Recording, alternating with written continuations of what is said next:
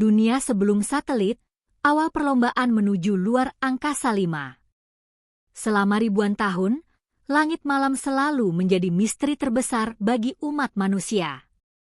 Setiap kali matahari terbenam, jutaan bintang mulai bermunculan memenuhi cakrawala. Di antara bintang-bintang itu, terdapat bulan yang terus mengelilingi bumi, serta beberapa planet yang tampak seperti titik cahaya terang. Manusia kuno memandang langit sebagai sesuatu yang sakral. Mereka menggunakannya untuk menentukan musim, bernavigasi di lautan, hingga membangun kalender. Namun selama ribuan tahun itu pula, satu hal tidak pernah berubah. Tidak ada satupun benda buatan manusia yang berada di langit. Langit sepenuhnya dikuasai oleh alam. Burung menjadi makhluk hidup yang mampu terbang paling tinggi. Setelah itu, manusia mulai menciptakan balon udara pada akhir abad ke-18. Beberapa puluh tahun kemudian lahirlah pesawat terbang yang mampu menembus awan dan membawa manusia melintasi benua. Tetapi semua pencapaian itu masih berada di dalam atmosfer bumi. Belum ada teknologi yang mampu membawa benda buatan manusia keluar dari pelukan gravitasi bumi. Padahal sejak awal abad ke-20, beberapa ilmuwan telah membayangkan kemungkinan tersebut. Salah satunya adalah Konstantin Tsiolkovsky dari Rusia. Ia menyatakan bahwa suatu hari nanti manusia akan menggunakan roket bertingkat untuk menjelajahi luar angkasa. Banyak orang menganggap gagasannya sebagai hayalan. Namun Tsiolkovsky percaya bahwa kemajuan teknologi akan membuat semua itu menjadi kenyataan. Di Amerika Serikat, Robert Goddard mulai mengembangkan roket berbahan bakar cair. Ia melakukan berbagai percobaan yang pada masanya sering dianggap aneh. Beberapa surat kabar bahkan menertawakan idenya karena percaya roket tidak mungkin bekerja di ruang hampa. Di Jerman, Hermann Oberth dan para insinyur muda juga melakukan penelitian serupa. Mereka menyempurnakan desain mesin roket, sistem bahan bakar, dan teknik pengendalian arah terbang. Kemajuan tersebut berubah drastis ketika Perang Dunia Kedua pecah. Teknologi roket yang awalnya ditujukan untuk penelitian berubah menjadi senjata perang. Jerman mengembangkan roket V2, rudal balistik pertama di dunia yang mampu mencapai ketinggian lebih dari 100 km sebelum kembali menghantam targetnya. Walaupun V2 diciptakan untuk perang, para ilmuwan segera menyadari bahwa teknologi tersebut juga membuktikan satu hal penting. Manusia kini memiliki mesin yang mampu mencapai batas luar atmosfer. Setelah perang berakhir pada tahun 1945, Amerika Serikat dan Uni Soviet sama-sama berlomba mendapatkan ilmuwan, dokumen penelitian, serta komponen roket dari Jerman. Kedua negara memahami bahwa siapapun yang menguasai teknologi roket akan memiliki keunggulan besar, baik dalam bidang militer maupun ilmu pengetahuan. Persaingan itu kemudian berkembang menjadi sesuatu yang jauh lebih besar. Dunia memasuki era yang dikenal sebagai Perang Dingin. Berbeda dengan perang sebelumnya, Amerika Serikat dan Uni Soviet hampir tidak pernah bertempur secara langsung. Sebaliknya, mereka bersaing dalam berbagai bidang, mulai dari ekonomi, militer, teknologi, hingga eksplorasi luar angkasa. Luar angkasa menjadi simbol prestise. Jika sebuah negara mampu mengirim benda ke orbit, maka dunia akan menganggap negara tersebut memiliki teknologi paling maju. Namun mengirim benda ke orbit bukanlah perkara mudah. Sebuah roket harus mencapai kecepatan sekitar 28.000 km per jam agar dapat terus mengelilingi bumi tanpa jatuh kembali.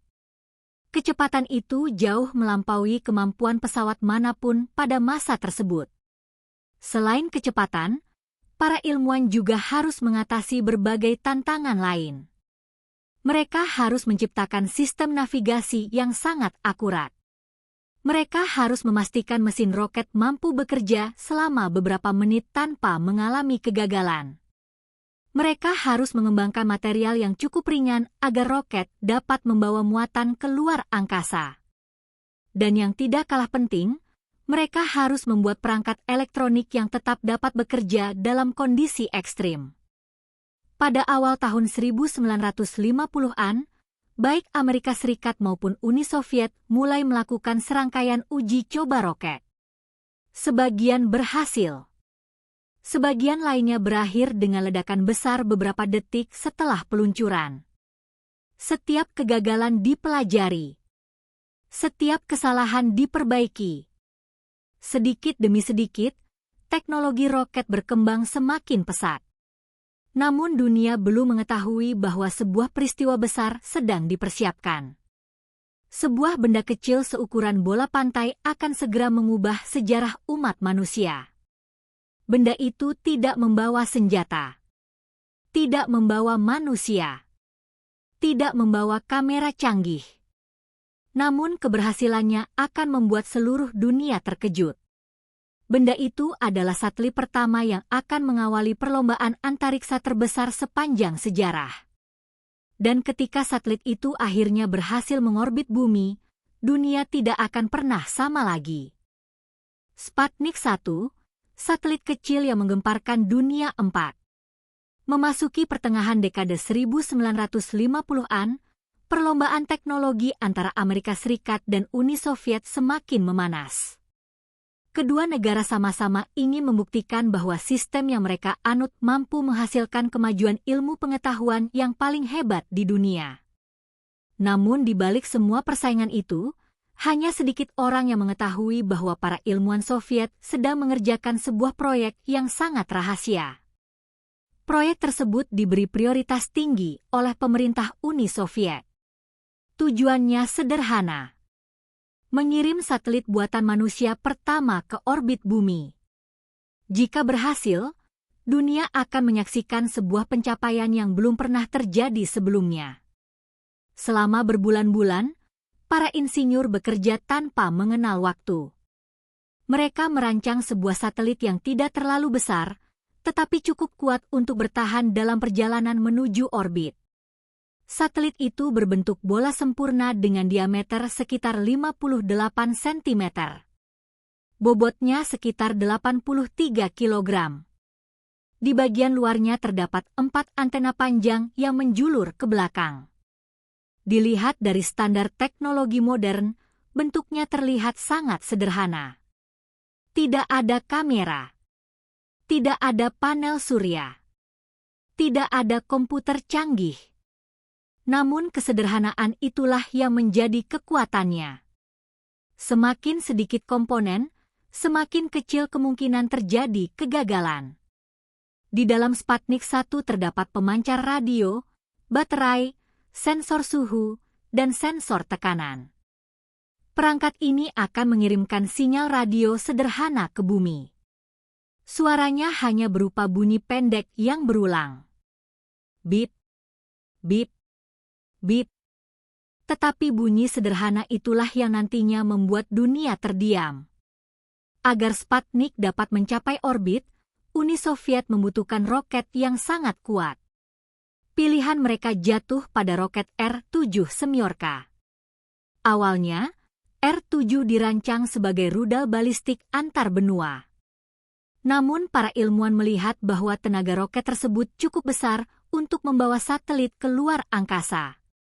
R-7 merupakan salah satu roket paling rumit pada zamannya.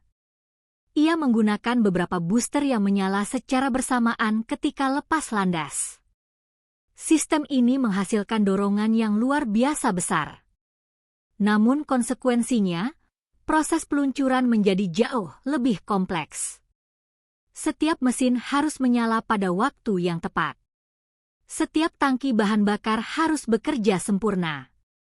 Kesalahan kecil saja dapat menyebabkan ledakan. Selama masa pengembangan, beberapa peluncuran memang mengalami kegagalan. Ada roket yang kehilangan kendali. Ada yang meledak beberapa saat setelah lepas landas. Ada pula yang gagal mencapai kecepatan orbit. Namun para insinyur tidak menyerah. Setiap kegagalan dianalisis. Mereka memeriksa ribuan data, mengganti komponen yang bermasalah, menyempurnakan perangkat lunak kendali. Sedikit demi sedikit, tingkat keberhasilan meningkat. Akhirnya tibalah hari yang sangat dinantikan. Tanggal 4 Oktober 1957. Di Kosmodrom Baikonur yang terletak di wilayah Kazakhstan, para teknisi melakukan pemeriksaan terakhir terhadap roket R-7. Semua orang menyadari bahwa mereka sedang berada di ambang sejarah. Hitungan mundur dimulai. Mesin utama dinyalakan. Api raksasa menyembur dari bagian bawah roket. Perlahan kendaraan setinggi puluhan meter itu mulai meninggalkan landasan. Semakin tinggi, semakin cepat. Beberapa menit kemudian, tahap pertama berhasil dipisahkan. Mesin tahap berikutnya mengambil alih. Kecepatan terus bertambah hingga akhirnya mencapai kecepatan orbit. Lalu datang momen yang paling menentukan. Sputnik dilepaskan dari roket pembawanya. Beberapa detik kemudian, antena satelit mulai mengirimkan sinyal radio. Bip, bip, bip. Di berbagai stasiun pemantauan, para operator langsung menangkap sinyal tersebut. Mereka saling berpandangan. Tidak ada keraguan lagi. Satelit buatan manusia pertama benar-benar telah berhasil mengorbit bumi. Berita itu menyebar sangat cepat. Radio-radio di Uni Soviet mengumumkan keberhasilan tersebut kepada masyarakat. Tidak lama kemudian, kantor berita internasional mulai menyiarkan kabar yang sama. Dunia terkejut. Selama ribuan tahun, langit hanya dihuni benda-benda alami. Kini, untuk pertama kalinya, ada benda buatan manusia yang terus mengelilingi planet ini. Banyak orang keluar rumah pada malam hari. Mereka menatap langit sambil berharap dapat melihat Sputnik melintas. Walaupun satelitnya sendiri sangat kecil, pantulan cahaya dari tahap roket yang ikut mengorbit membuat beberapa orang berhasil mengamatinya dengan teleskop sederhana. Bagi masyarakat biasa, keberhasilan ini terasa seperti keajaiban. Namun bagi pemerintah Amerika Serikat, keberhasilan Sputnik justru menimbulkan kepanikan. Jika Uni Soviet mampu mengirim satelit ke orbit, berarti mereka juga memiliki roket yang mampu menjangkau wilayah Amerika. Kekhawatiran itu segera dikenal sebagai Sputnik Crisis. Media massa Amerika memenuhi halaman depan surat kabar dengan berita tentang Sputnik. Masyarakat mulai mempertanyakan kemampuan teknologi negaranya sendiri. Mengapa Uni Soviet bisa lebih dulu? Apakah Amerika mulai tertinggal? Tekanan terhadap pemerintah meningkat setiap hari. Para politisi menuntut percepatan penelitian antariksa. Militer meminta pengembangan roket baru. Universitas menerima tambahan dana untuk penelitian sains dan teknik.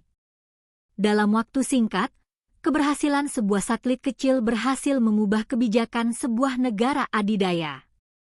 Namun dampaknya tidak berhenti di situ. Sputnik juga mengubah cara dunia memandang pendidikan. Amerika Serikat mulai berinvestasi besar-besaran dalam bidang matematika, fisika, teknik, dan teknologi. Generasi muda didorong untuk menjadi ilmuwan. Laboratorium baru dibangun. Beasiswa diperbanyak. Sekolah mulai meningkatkan kualitas pendidikan sains. Semua itu terjadi karena satu alasan. Mereka tidak ingin tertinggal lagi. Sementara itu, Sputnik terus mengelilingi bumi. Setiap sekitar 96 menit, satelit kecil itu menyelesaikan satu putaran orbit. Selama kurang lebih 3 minggu, baterainya masih mampu mengirimkan sinyal radio. Setelah energi baterainya habis, suara bip yang terkenal itu akhirnya berhenti. Namun meskipun tidak lagi mengirim sinyal, Sputnik tetap mengorbit selama beberapa bulan. Baru pada awal tahun 1958, satelit tersebut memasuki atmosfer bumi dan terbakar akibat gesekan udara. Misinya memang telah berakhir. Tetapi warisannya baru saja dimulai. Sputnik membuktikan bahwa manusia mampu menempatkan benda buatan di luar angkasa. Keberhasilan itu membuka pintu menuju era baru. Era satelit. Era eksplorasi antariksa. Dan yang terpenting, era perlombaan luar angkasa yang akan melahirkan berbagai pencapaian luar biasa, mulai dari manusia pertama di orbit hingga pendaratan pertama di bulan. Namun Uni Soviet belum puas. Mereka ingin kembali mengejutkan dunia. Hanya sebulan setelah Sputnik 1 mengorbit, mereka telah menyiapkan misi berikutnya. Misi yang jauh lebih berani. Kali ini, bukan hanya sebuah satelit yang akan dikirim ke luar angkasa, melainkan seekor makhluk hidup. Dan sekali lagi, dunia akan dibuat tercengang. Sputnik 2, Laika, dan lahirnya perlombaan antariksa 4. Keberhasilan Sputnik 1 bukan hanya menjadi kemenangan besar bagi Uni Soviet. Satelit kecil yang mengirimkan bunyi bip bip bip itu telah mengubah arah sejarah dunia. Untuk pertama kalinya, umat manusia sadar bahwa luar angkasa bukan lagi sekadar impian. Kini, langit telah menjadi arena persaingan baru. Namun para pemimpin Uni Soviet tidak ingin kemenangan itu hanya berlangsung sesaat. Mereka memahami bahwa dunia sedang memperhatikan setiap langkah mereka. Jika ingin mempertahankan citra sebagai negara dengan teknologi paling maju, mereka harus kembali menciptakan kejutan. Dan kejutan itu datang jauh lebih cepat daripada yang diperkirakan siapapun. Hanya berselang kurang dari 1 bulan setelah peluncuran Sputnik 1, para ilmuwan Soviet mulai mempersiapkan misi berikutnya. Waktunya sangat singkat. Normalnya, sebuah satelit membutuhkan waktu bertahun-tahun untuk dirancang. Namun kali ini, pemerintah memberikan target yang hampir mustahil. Mereka ingin meluncurkan satelit baru sebelum perayaan 40 tahun Revolusi Oktober. Artinya, para insinyur hanya memiliki waktu beberapa minggu. Seluruh tim bekerja tanpa henti. Mereka tidur di laboratorium, makan di ruang kerja. Bahkan banyak di antara mereka yang tidak pulang selama berhari-hari. Target mereka bukan sekadar membuat satelit baru. Mereka ingin melakukan sesuatu yang belum pernah dicoba dalam sejarah. Mengirim makhluk hidup ke orbit bumi. Ide tersebut terdengar sangat berani. Belum ada yang mengetahui bagaimana tubuh makhluk hidup akan bereaksi terhadap kondisi tanpa gravitasi. Apakah jantung masih dapat bekerja normal? Apakah paru-paru mampu bernapas? Apakah otak tetap berfungsi dengan baik? Semua pertanyaan itu belum memiliki jawaban. Karena belum pernah ada makhluk hidup yang keluar dari atmosfer bumi. Setelah melalui berbagai pertimbangan, para ilmuwan memilih seekor anjing jalanan dari jalan-jalan di Moskow. Alasan pemilihannya cukup sederhana. Anjing liar terbiasa hidup dalam kondisi yang keras.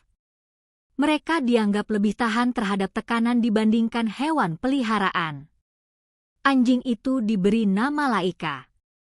Tubuhnya kecil. Beratnya hanya sekitar 6 kilogram. Sifatnya tenang. Mudah dilatih. Selama berminggu-minggu, Laika menjalani pelatihan yang sangat berat. Ia ditempatkan di ruang sempit yang ukurannya hampir sama dengan kapsul satelit. Ia dibiasakan mendengar suara mesin roket yang sangat keras. Tubuhnya dipasangi berbagai sensor untuk memantau detak jantung, pernapasan, dan tekanan darah.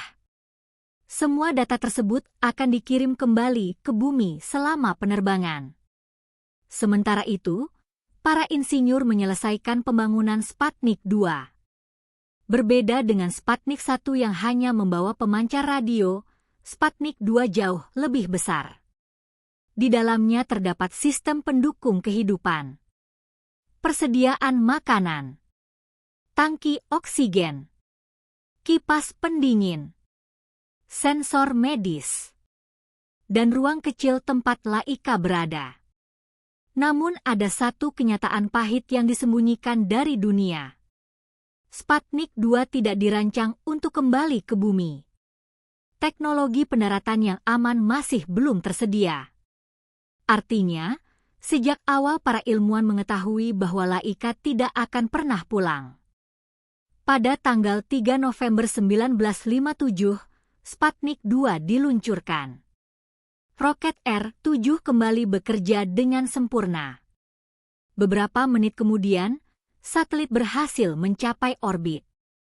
Untuk pertama kalinya dalam sejarah, makhluk hidup berhasil mengelilingi bumi. Data yang dikirimkan menunjukkan bahwa jantung Laika berdetak sangat cepat saat peluncuran akibat tekanan luar biasa. Namun setelah beberapa waktu, kondisinya mulai stabil. Hal itu membuktikan bahwa makhluk hidup dapat bertahan dalam kondisi tanpa gravitasi. Penemuan tersebut menjadi tonggak penting bagi ilmu pengetahuan.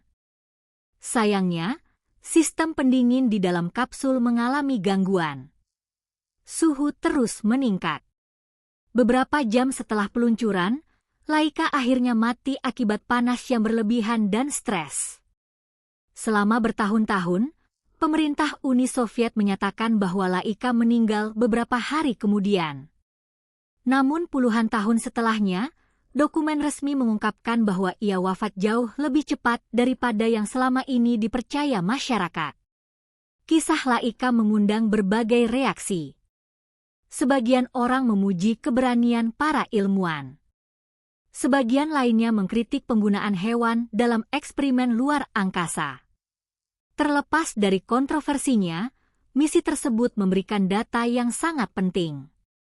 Para ilmuwan kini mengetahui bahwa makhluk hidup dapat bertahan melewati peluncuran dan hidup dalam kondisi mikrogravitasi. Pengetahuan inilah yang kemudian membuka jalan bagi pengiriman manusia ke luar angkasa. Sementara dunia masih membicarakan Sputnik 2, tekanan terhadap Amerika Serikat semakin besar. Pemerintah Amerika tidak bisa lagi hanya menjadi penonton. Mereka harus segera membuktikan bahwa negaranya juga mampu mengirim satelit ke orbit. Upaya pertama dilakukan melalui proyek Vanguard. Harapan masyarakat sangat besar. Peluncuran disiarkan secara langsung. Jutaan orang menyaksikannya. Namun hanya beberapa detik setelah mesin roket menyala, bencana terjadi. Roket Vanguard baru terangkat sekitar 1 meter dari landasan sebelum kehilangan tenaga. Kendaraan itu jatuh kembali, lalu meledak dalam kobaran api yang sangat besar. Satelit yang berada di puncaknya ikut terpental ke tanah. Ironisnya, pemancar satelit tersebut masih sempat mengirimkan sinyal radio dari tengah puing-puing. Media internasional segera memberitakan kegagalan itu. Surat kabar di berbagai negara memasang foto ledakan Vanguard di halaman depan. Uni Soviet menjadikan peristiwa tersebut sebagai bahan propaganda. Sementara masyarakat Amerika mulai mempertanyakan kemampuan teknologi negaranya. Namun justru dari kegagalan itu lahir semangat baru. Pemerintah Amerika memberikan dukungan yang jauh lebih besar kepada para ilmuwan. Tim yang dipimpin Wernher von Braun mendapat kesempatan untuk menggunakan roket mereka sendiri. Peluang itu tidak disia-siakan. Pada tanggal 31 Januari 1958, Amerika Serikat akhirnya berhasil meluncurkan Explorer 1. Satelit ini memang lebih kecil dibandingkan Sputnik. Namun muatan ilmiahnya jauh lebih canggih. Explorer 1 membawa instrumen untuk mempelajari radiasi di sekitar bumi. Data yang dikumpulkan kemudian mengantarkan ilmuwan James Van Allen menemukan sabuk radiasi yang kini dikenal sebagai sabuk Van Allen. Penemuan tersebut menjadi salah satu pencapaian ilmiah terbesar pada awal era antariksa. Akhirnya, Amerika Serikat juga berhasil memasuki orbit. Namun perlombaan belum selesai. Justru sekarang perlombaan semakin sengit. Uni Soviet telah mengirim satelit pertama. Makhluk hidup pertama. Amerika berhasil membalas dengan satelit ilmiah yang penting. Kedua negara terus berlomba menciptakan teknologi yang lebih hebat. Di balik semua persaingan itu, lahirlah inovasi-inovasi yang mengubah dunia. Teknologi roket berkembang sangat pesat. Elektronika menjadi semakin kecil dan lebih andal. Komunikasi radio semakin canggih. Komputer berkembang dengan kecepatan yang belum pernah terjadi sebelumnya. Namun semua pencapaian itu hanyalah langkah awal. Masih ada satu target yang jauh lebih besar. Target yang akan menentukan siapa penguasa perlombaan antariksa. Bukan lagi mengirim satelit. Bukan lagi mengirim hewan. Melainkan mengirim manusia pertama ke luar angkasa. Dan setelah itu, mengirim manusia untuk mendarat di bulan. Perlombaan antariksa kini memasuki babak yang jauh lebih menegangkan. Warisan perlombaan satelit, awal dunia modern dan era antariksa 7. Pada awal tahun 1958, dunia telah berubah. Hanya dalam waktu beberapa bulan sejak Sputnik 1 mengorbit bumi, perlombaan antariksa berkembang jauh lebih cepat daripada yang pernah dibayangkan siapapun. Amerika Serikat dan Uni Soviet sama-sama memahami bahwa satelit bukan sekadar simbol kemenangan. Satelit adalah awal dari sebuah revolusi teknologi. Jika sebelumnya luar angkasa hanya dipandang sebagai wilayah yang tidak dapat dijangkau manusia, kini anggapan itu telah berubah sepenuhnya. Untuk pertama kalinya dalam sejarah, manusia memiliki kemampuan menempatkan benda buatannya sendiri mengelilingi planet. Perubahan cara berpikir ini sangat penting. Karena sejak saat itu, para ilmuwan mulai bertanya bukan lagi apakah manusia bisa pergi ke luar angkasa. Melainkan, apalagi yang bisa kita lakukan di luar angkasa? Pertanyaan sederhana itu melahirkan berbagai proyek baru. Uni Soviet terus mengembangkan keluarga satelit Sputnik. Mereka meluncurkan berbagai misi ilmiah untuk mempelajari atmosfer, radiasi kosmik, dan kondisi ruang angkasa.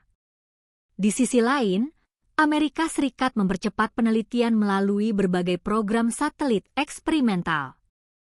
Mereka tidak hanya ingin mengejar ketertinggalan. Mereka ingin melampauinya. Persaingan tersebut memaksa kedua negara mengembangkan teknologi dengan kecepatan yang belum pernah terjadi sebelumnya. Setiap peluncuran menghasilkan pengetahuan baru. Setiap kegagalan memberikan pelajaran berharga. Setiap keberhasilan membuka pintu menuju inovasi berikutnya. Dalam waktu singkat, teknologi roket berkembang pesat. Mesin roket menjadi lebih kuat. Sistem navigasi menjadi lebih akurat. Material yang digunakan semakin ringan tetapi lebih kokoh. Komputer yang sebelumnya memenuhi satu ruangan mulai diperkecil agar dapat dipasang di dalam pesawat luar angkasa. Semua kemajuan itu pada akhirnya tidak hanya digunakan untuk misi antariksa, tetapi juga mengubah kehidupan manusia di bumi. Salah satu perubahan terbesar terjadi pada bidang komunikasi. Sebelum adanya satelit, komunikasi jarak jauh sangat bergantung pada kabel bawah laut dan gelombang radio yang memiliki banyak keterbatasan. Mengirim siaran televisi dari satu benua ke benua lain membutuhkan proses yang rumit. Hubungan telepon internasional sering mengalami gangguan. Namun setelah teknologi satelit berkembang, semuanya mulai berubah. Satelit komunikasi memungkinkan sinyal dipancarkan ke luar angkasa, kemudian dipantulkan kembali ke wilayah yang sangat luas. Dalam hitungan detik, informasi dapat dikirim ke berbagai penjuru dunia. Perkembangan inilah yang menjadi dasar lahirnya siaran televisi global. Berita internasional dapat disaksikan secara langsung.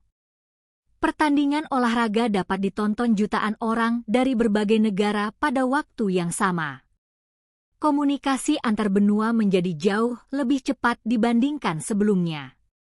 Kemudian muncul satelit cuaca. Sebelum era satelit, perakiraan cuaca masih sangat terbatas. Ahli meteorologi hanya mengandalkan pengamatan dari darat, kapal, dan pesawat. Banyak badai datang tanpa peringatan yang memadai. Namun setelah satelit cuaca mengorbit bumi, manusia akhirnya dapat melihat awan dari atas. Pergerakan badai dapat dipantau. Topan dapat diprediksi lebih awal. Informasi cuaca menjadi jauh lebih akurat. Jutaan nyawa berhasil diselamatkan berkat kemampuan memberikan peringatan dini terhadap bencana alam. Tidak berhenti di situ. Teknologi satelit juga melahirkan sistem navigasi global. Saat ini kita mengenalnya sebagai GPS dan berbagai sistem navigasi satelit lainnya. Ketika seseorang membuka aplikasi peta di telepon genggamnya, mencari alamat, atau menggunakan navigasi saat berkendara, sebenarnya ia sedang memanfaatkan teknologi yang merupakan keturunan langsung dari perlombaan satelit pada era Perang Dingin. Begitu pula dengan internet modern. Walaupun sebagian besar jaringan internet menggunakan kabel serat optik, satelit tetap memiliki peran yang sangat penting. Daerah terpencil yang tidak memiliki jaringan kabel masih dapat terhubung melalui satelit. Kapal di tengah samudra. Pesawat yang sedang terbang. Stasiun penelitian di kutub. Semuanya dapat berkomunikasi berkat satelit. Perlombaan satelit juga membawa dampak besar terhadap ilmu pengetahuan. Satelit pengamat bumi membantu ilmuwan memantau perubahan iklim, mengukur luas hutan, mengamati pencairan es di kutub, memantau aktivitas gunung berapi, mendeteksi kebakaran hutan, bahkan membantu proses pencarian korban bencana. Dalam bidang pertanian, citra satelit membantu petani mengetahui kondisi lahan, kelembapan tanah, hingga memperkirakan hasil panen. Di bidang kelautan, satelit digunakan untuk memantau arus laut, suhu permukaan air, serta membantu nelayan menemukan daerah penangkapan ikan. Semua manfaat tersebut berawal dari sebuah bola logam sederhana bernama Sputnik. Namun warisan terbesar perlombaan satelit bukan hanya teknologi. Yang lebih penting adalah perubahan cara manusia memandang masa depan. Setelah Sputnik mengorbit pada tahun 1957, dunia menyadari bahwa eksplorasi luar angkasa benar-benar mungkin dilakukan. Keyakinan inilah yang mendorong lahirnya berbagai pencapaian berikutnya. Pada tahun 1961, Yuri Gagarin menjadi manusia pertama yang mengorbit bumi. Beberapa tahun kemudian, Amerika Serikat berhasil mengirim astronaut mengelilingi bulan. Dan pada tahun 1969, Neil Armstrong dan Buzz Aldrin menjadi manusia pertama yang berjalan di permukaan bulan. Semua pencapaian tersebut memiliki satu akar yang sama. Keberhasilan satelit pertama mengorbit bumi. Tanpa Sputnik, mungkin perlombaan antariksa tidak akan berkembang secepat itu. Tanpa perlombaan satelit, mungkin teknologi roket tidak akan mengalami kemajuan luar biasa. Tanpa kemajuan tersebut, manusia mungkin belum pernah menginjakan kaki di bulan. Bahkan hingga hari ini, lebih dari 60 tahun setelah Sputnik diluncurkan, ribuan satelit masih mengelilingi bumi. Sebagian mengirimkan sinyal televisi. Sebagian membantu komunikasi telepon. Sebagian memantau cuaca. Sebagian memotret permukaan bumi. Sebagian membantu navigasi. Sebagian lagi digunakan untuk penelitian ilmiah dan eksplorasi luar angkasa. Jika pada tahun 1957 hanya ada satu satelit buatan manusia di langit, kini jumlahnya telah mencapai ribuan. Langit yang dahulu kosong kini dipenuhi hasil karya manusia. Ini menunjukkan betapa cepatnya perkembangan teknologi dalam waktu yang relatif singkat. Namun di balik semua pencapaian itu, ada pelajaran yang sangat berharga. Sputnik bukanlah satelit yang paling canggih. Ia tidak memiliki kamera, tidak membawa manusia, tidak melakukan penelitian yang rumit. Ia hanya mengirimkan bunyi radio sederhana. Bip, bip, bip. Tetapi bunyi sederhana itulah yang menjadi penanda dimulainya era antariksa. Ia membuktikan bahwa langkah pertama, sekecil apapun, dapat mengubah arah sejarah. Dari satelit pertama lahirlah teknologi komunikasi modern. Dari satelit pertama lahirlah sistem navigasi global.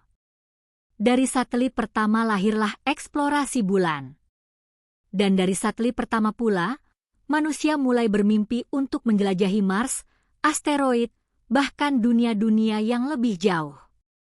Sejarah mengajarkan bahwa setiap pencapaian besar selalu diawali oleh keberanian untuk mencoba sesuatu yang belum pernah dilakukan. Perlombaan satelit bukan sekadar persaingan antara dua negara adidaya. Ia adalah titik awal sebuah revolusi teknologi yang hingga hari ini masih kita rasakan manfaatnya. Mungkin ketika kita menggunakan ponsel untuk melihat peta, menonton siaran langsung dari negara lain, atau menerima informasi cuaca sebelum bepergian, kita jarang menyadari bahwa semua itu memiliki hubungan dengan sebuah satelit kecil yang diluncurkan pada malam 4 Oktober 1957. Sputnik telah lama terbakar saat memasuki atmosfer. Namun warisannya tetap mengorbit dalam kehidupan manusia hingga hari ini. Penutup. Terima kasih telah mengikuti kisah perlombaan satelit pertama di dunia, sebuah perjalanan yang bukan hanya mengubah arah perang dingin, tetapi juga membuka gerbang menuju era antariksa dan dunia modern yang kita nikmati sekarang. Jika kamu menyukai video sejarah, teknologi, dan kisah-kisah besar yang mengubah peradaban manusia, jangan lupa tekan tombol like, subscribe, dan aktifkan lonceng notifikasi agar tidak ketinggalan video menarik berikutnya. Bagikan juga video ini kepada teman-temanmu agar semakin banyak orang mengetahui bagaimana sebuah satelit kecil bernama Sputnik mampu mengubah dunia selamanya. Dan tuliskan di kolom komentar topik sejarah apa yang ingin kamu bahas pada video selanjutnya. Sampai jumpa di video berikutnya. Terima kasih telah menonton, dan sampai bertemu lagi dalam perjalanan sejarah yang penuh cerita luar biasa.